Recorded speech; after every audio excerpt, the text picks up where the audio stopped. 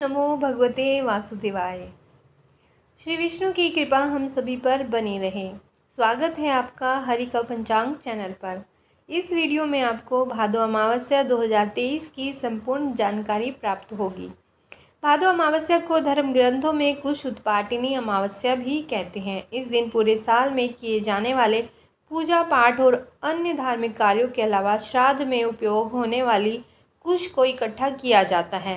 अमावस्या की तिथि पितरों की आत्मा की शांति, दान पुण्य और काल सर्प दोष निवारण के लिए विशेष रूप से महत्व रखती है। इस अमावस्या पर धार्मिक कार्यों के लिए कुश को इकट्ठा किया जाता है। इस अमावस्या पर माँ दुर्गा की भी पूजा की जाती है, इसीलिए भादो अमावस्या का और भी महत्व बढ़ जाता है। आइए श्रवण करते हैं भादो अमावस्या की कथा। इस अमावस्या की व्रत कथा के अनुसार बहुत समय पहले की बात है। एक परिवार में 7 भाई थे। सभी का विवाह हो चुका था। सबके छोटे छोटे बच्चे भी थे। परिवार की सलामती के लिए सातों भाइयों की पत्नी भादो अमावस्या का व्रत रखना चाहती थी, लेकिन जब पहले साल बड़े भाई की पत्नी ने व्रत रखा तो उसके बेटे की मृत्यु हो गई। दूसरे साल फिर एक बेटे की मृत्यु हो गई। तब बड़े भाई की पत्नी ने इस बार अपने मृत पुत्र का शव कहीं छिपा दिया। गांव की कुल देवी माँ पालेरम्मा उस समय गांव के लोगों की रक्षा के लिए पहरा दे रही थी। उन्होंने जब इस दुखी माँ को देखा तो वह जानना चाहती थी कि इसकी वजह क्या है।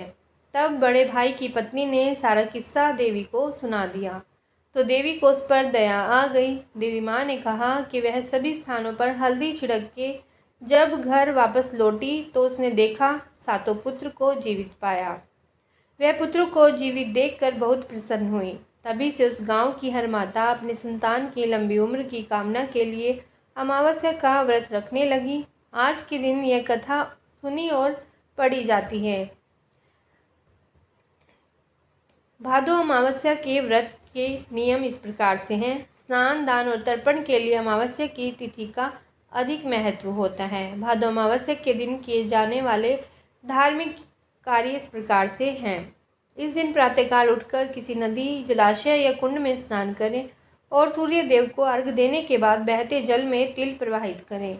नदी के तट पर पितरों की आत्मा की शांति के लिए पिंडदान करें और किसी गरीब व्यक्ति या ब्राह्मण को दान दक्षिणा दें। इस दिन काल सर्प दोष निवारण के लिए पूजा अर्चना भी की जा सकती है।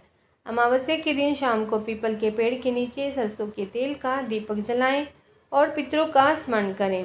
पीपल के पेड़ की 7 परिक्रमा करें। अमावस्या शनिदेव का दिन भी माना जाता है।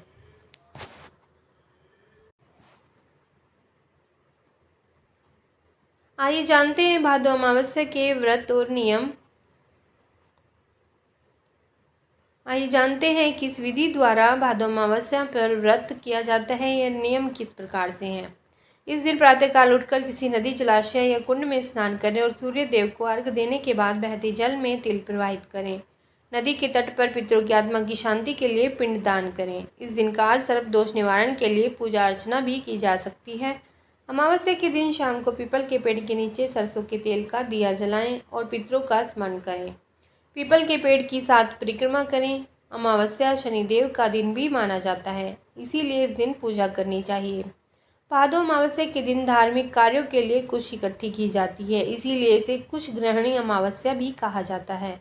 यदि भादो अमावस्या सोमवार के दिन हो तो इस कुश का उपयोग 12 सालों तक किया जा सकता है।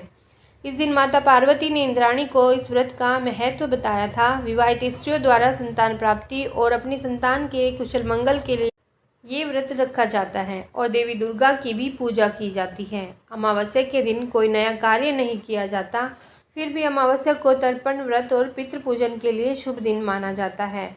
इस दिन व्रत करने और शिव पार्वती की पूजा करने से सुहाग की आयु लंबी होती है और सौभाग्य की प्राप्ति होती है।